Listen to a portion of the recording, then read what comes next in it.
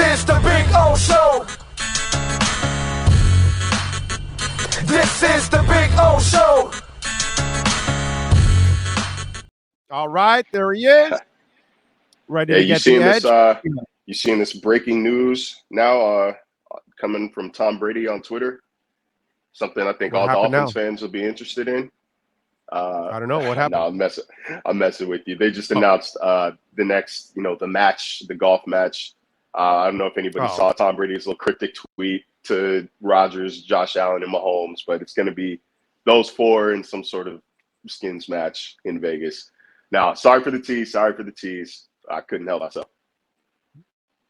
All right, whatever. I saw the. Those things are fun, man. You don't like the match? I saw the last one. Yeah, it was all right. I mean, whatever. I don't know. It's just, I saw some of it, and Peyton Manning is always entertaining. You know what I mean? So it was, it was all right. It wasn't like, oh my God, but it was all right.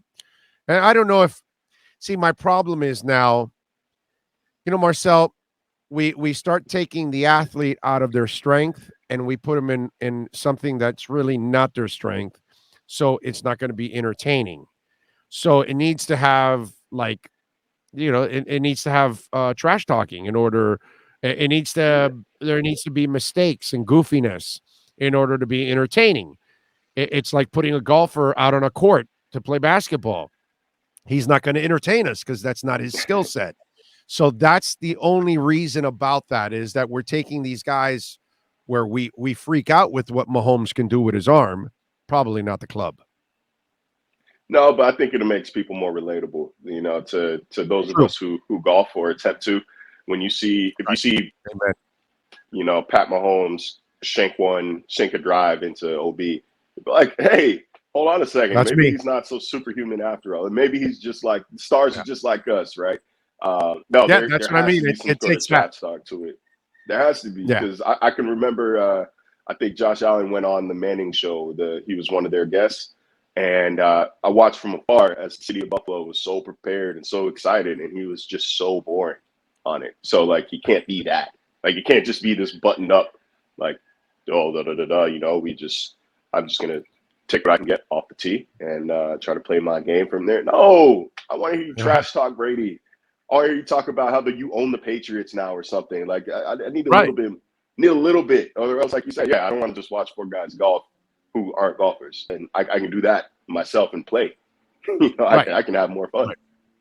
Right. That's why to me, it's fun, and I think it's more for the human element of it is probably more. And by the way, that's what we've been witness to with Brady the last 2 years. That we had the robot for, whatever it was, 18, 20 years, whatever the hell he was with the Patriots. And now we don't have the robot the last 2 years. And it's kind of, this Tom Brady, I will say, is fun. This guy's fun to watch. Fun. He is so fun. Like, it pains me just like it pains the rest of the world to say that Tom Brady is cool now. He's funny online. He's personable. It just goes to show you, okay, maybe it wasn't, that was just the Patriot system holding him back. It sucks the life out of you. You know what I'm saying? That's exactly what it is. Now, if you're winning like they do, then there's nothing wrong. And while you're winning, you can get away with being a jerk. You can get away with being boring. You can get away with being super disciplined. You can get away with all kinds of things when you're winning, right? I mean, we've seen it either way, right? While things are going well, they will tolerate Antonio Brown for a while until a point that says the Steelers say, enough's enough. You know what I mean? They'll tolerate as long as you help. Yeah, exactly. Can't ever let the it's funny. I was speaking to a group of upcoming journalists at the NABJ Career Fair a couple weeks ago, and I told them, there used to be a time where you think you have to be buttoned up and on your guard at all times, and you have to hide who you are. You don't necessarily have to hide who you are. You just can't ever let your personality detract from the work. The work can't drop, because once the work drops, then all of a sudden we're going to start nitpicking X, Y, Z. But if your work is still up here, nobody really cares. I could wear Jordans to the press box all I want. Nobody's going to question it as long as my work does not drop, as long as I'm not missing deadlines and not filing stories and retracting scoops, so on and so forth. So, I could tweet about food and my dog all I want, video games all I want, as long as, I'm still filing my ESPN assignments. ESPN is not going to get mad. So I think it's the same concept here. Like, nobody really cares what you do off the field, within the boundaries of the law.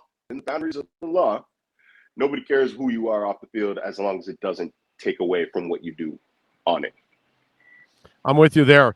By the way, I found it humorous that a headline said that the Carolina Panthers have the inside track on acquiring Baker Mayfield. And if I'm a Carolina Panthers fan, I'm going, damn, you gave me Sam Darnold and Teddy Bridgewater and a burnt out Cam Newton already that you brought back. And now you're going to give me this? Like, what is there to look forward to if you're the Carolina Panthers fan? You know what I'm saying? It's just like, that's not a headline I want to read, that my team has the inside track on Baker Mayfield. Now, there was a follow-up article that said, well, Baker may not be the only other target. It could be also Garoppolo, which, again, that's another story. But it's just, I just find it kind of weird. If your team has the inside track to Baker Mayfield, should you feel good about your football season? Inside track, meaning they're probably the only team that's called, the only team interested. Yeah, that's the inside track. I will say, though, I'd rather have Baker than Sam Darnold. Like, I'd give me Baker over Sam Darnold, because at least Baker has put together seasons of, of above replacement level play. Sam Darnold and he doesn't play scared. I'm with you there. And it's not like, and he's not constantly making the stupid throw. It's not a stupid throw. It may be a throw that he probably shouldn't have attempted because he wasn't talented enough to make a certain throw sometimes because his arm isn't great. Or he was injured last year, obviously. But Sam Darnold is the guy that kind of scares the shit out of me, dude, because he will implode. By the way, aren't you a USC guy? I did grow up a USC fan, yes. Okay, so he's a turnover machine. I've never liked that kid since USC because he's a turnover machine. Always has been. I want to say that his first start, or his blow up start, was against Arizona State. I remember watching it from a bar in Austin, thinking, who the hell is this kid? But no, the Sam Darnold will give you 3 games of strong play to start the season, and you think, okay, he turned the corner. Here he is, and then he'll regress. Defenses adjust. He doesn't, and it just comes crumbling down from there. But Baker doesn't play scared. You could criticize Baker all you want, and I will as well. But he doesn't play scared. He's gutty. Even if he's hurt, he's going to try to be out there for his guys. I think he's a guy that players would rally around. I don't know if I would go as far as to say that's a good leader, but he is a player that I think will galvanize a locker room with that kind of play. But the problem with him is it gets old quickly. The problem with him is it gets old quickly. That's the thing. He doesn't know how to maintain it. I think it's so abrasive that it gets old quickly. What did we just say? Right? Like, the antics don't matter as long as the play doesn't drop. So I think that's what happens here. Is like the antics stay here, but the play starts to decline, and then it's like, dog, you threw 3 picks. Stop yelling at me. It's one of those situations. Like, hey man, you threw for 142 yards, man. I don't want to hear anything about with the best running game in the NFL, by the way. Okay, with the best running game in the NFL the last 2 years. Because that every quarterback in the NFL, unless Tennessee or Minnesota, there's a couple teams that can run the ball, but the 20-something teams that can't run the ball like them would love to have that running game, dude. That running game was beast, bro. Man, the Panthers want to do everything except draft the quarterback, right? Like, they want to do every Band-Aid, every quick fix except spend a draft pick on a QB. It's kind of unbelievable. Like, I remember 6 games into the season, it was looking like they were going to be one of the better teams in the NFC. That defense was nasty. Sam Darnold was playing well. I was looking at that game that Miami had against them, and what was that, like week 14, week 15? Like, oh, maybe that's not as much of a layup as I thought it would be entering the season. Then of course it was the easiest game I think they played all season. Cam Newton had what 5 for 25 or something ludicrous. So, but still, it just tough organization to root for. Odd fan engagement up there. because it's not Yeah. a football town. That is a college basketball and a NASCAR like area. But it's a nice And so, stadium, man. It's a nice stadium, actually, and it's. nah, I think it's not that. they had a good vibe going in their early days. They just haven't been able to recapture it. That's the problem. Jacksonville had a good vibe too in their early days too. Brunel and Fred Taylor and all these cats, Jimmy Smith and Keenan McCardell and all that. They had Hardy. They had a hell of a team, dude, and they had a vibe going, and that place was actually getting sold out.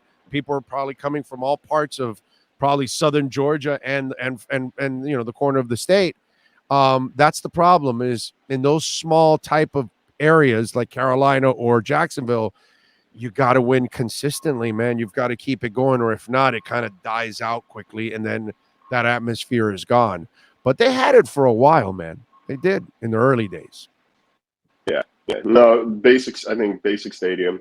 I did half a season there, and I think it sounded like a jail bid. I did half a season in Carolina, but it's one of those stadiums that's kind of hard to renovate. It just kind of is what it is. It's just a bowl, like an enclosed thing. So I don't know. I think they're in the process of looking for a new one, but yeah, it's hard to stay relevant. This is the NFL. You got to respect it when teams are good for a long time. All right. So what's your draft preparation say for the Miami Dolphins? I asked Joe this about the 3rd and 4th round picks. What's your preparation say? What direction should the Miami Dolphins go in? And I've been screaming it from the mountaintops ever since the Tyreek Hill trade. BPA, baby. Best player available. There are no glaring holes on this roster right now. When I say glaring holes, I mean, like, my definition of that is a need you have to address yesterday. Like, yesterday, it's a problem.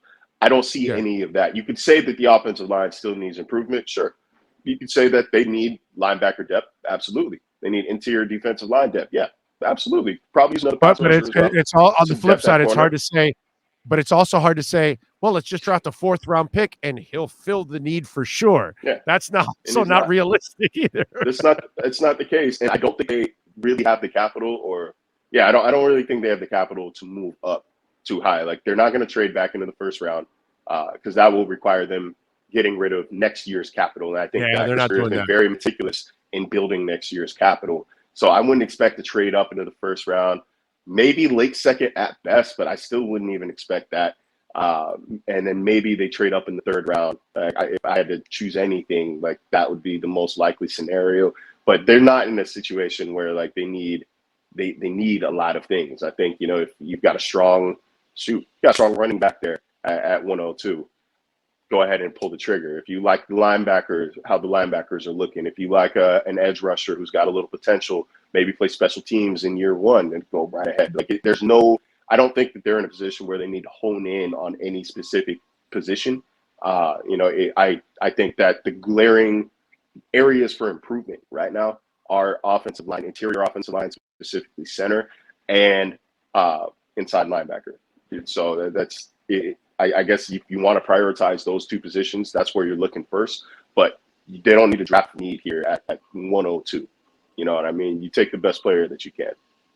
Trust your scouts. You got it. I'm with you there. What else are you working on ESPN so folks can check you out, my friend? We're focusing, F1 is coming up. We're starting to work with the boys across the pond on what I can do to help them out. It's, again, like I said last week, part of the reason I moved to Miami is to kind of venture into other avenues other than football. Beyond that, we will speak to Chris Greer and Tua Tagovailoa this week. I don't know if I'm at liberty to say which day, but we are speaking to them this week. And so we're finally going to get to hear Tua's thoughts on Mike McDaniel. More of Tua's thoughts. How about that? And we get to hear Chris Greer speak about the Tyreek Hill trade and the Trent Arce signing and so on and so forth. So exciting week coming up. Then, of course, we got the draft next weekend. Going to be a slow weekend. Sorry about everybody's draft parties and watch parties. I keep seeing ads on Instagram for bars like, "Oh, watch the Dolphins draft with us." It's like, yeah, you might want to cancel that, my boy. That's there's not a lot of people going to want to come watch the Dolphins in the 1st and 2nd round. No, just stay home and watch it on YouTube with us in Vegas, and that's it, bro. That's all you need. You need us because we'll have all of you guys being a part of it throughout those nights anyway. So we'll do that. And by the way, Go to myedgedrink.com.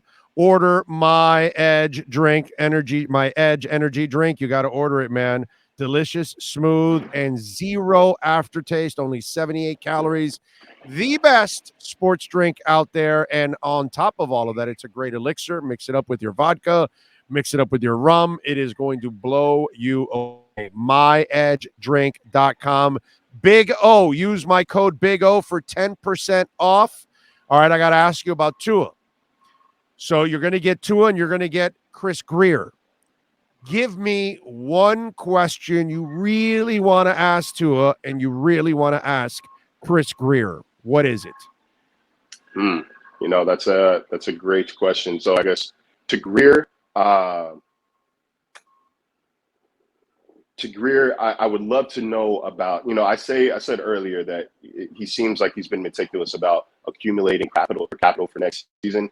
I want to hear his words on it. I want to hear why it was so important for him to load up and keep next year's pick, specifically when trading for Tyreek Hill, why it was so important not to part ways with a 2023 draft pick, at least a first round draft pick. And then, you know, with Tua, you know, I want to before you do the Tua one, his answer to that one is going to be, we always want to try to stay as flexible as possible from year to year, whether it's with the salary cap or it's with draft capital. That's what he's going to tell you. But go ahead. That's great, but I want him to say it because I can't. You know, you know what I mean? Like, I'm just telling you, I think that's what's going to come out of his mouth. You know, roughly. But again, you want to say it. He's what do you got for Tua this year? And then, you know, for Tua, there's so many angles that you can go with. There's the, you know, what was your first impressions with Mike McDaniel? There is the, how have you felt supported this offseason in years past? How has this offseason differed from years past where you don't feel like you're competing for your job or you're fighting for your job? What do you want to, you know, how have you built chemistry with this new look on offense? Does this remind you at all of the kind of plethora of weapons you got to use at Alabama? You know, there's a lot of different angles that you can go. I think everybody's going to have their own questions to ask him, but I think I really want to focus on the feeling of support because that has been the theme of this offseason, is supporting Tua Tagovailoa. So off of that, I don't know if you think this is a good question for him, but I would like to ask him personally, how does it feel that the coach that came in and the front office that's there, they took the step of supporting you while so many were doubting, from your fan base to media members to national media members to former players. You had plenty of people that are on the record currently right now that doubt your ability, but your front office and your coaching staff did not. What does that mean to you, and how much does that motivate you to pay them back?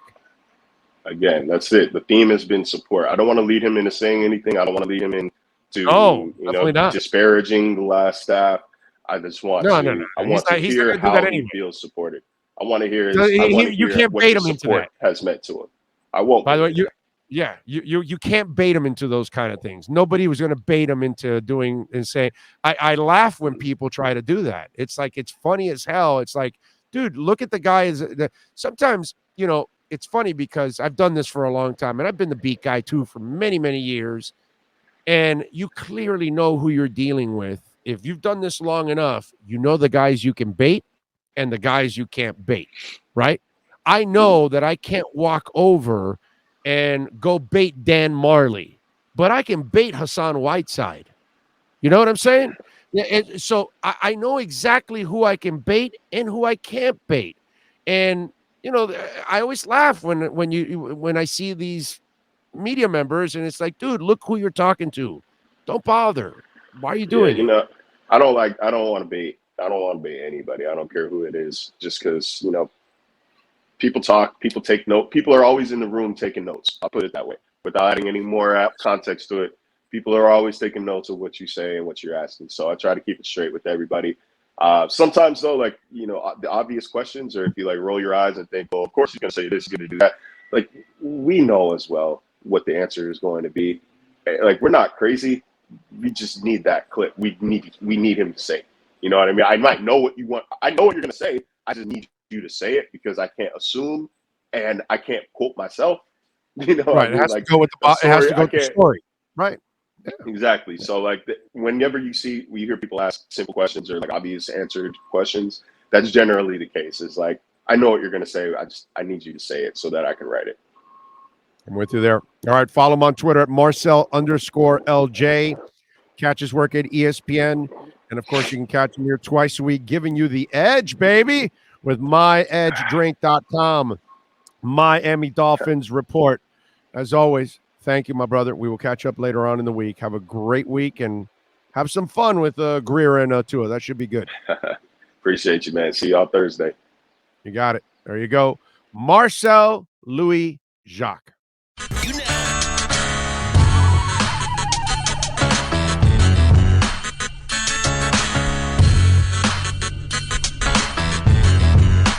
This is the Big O Show.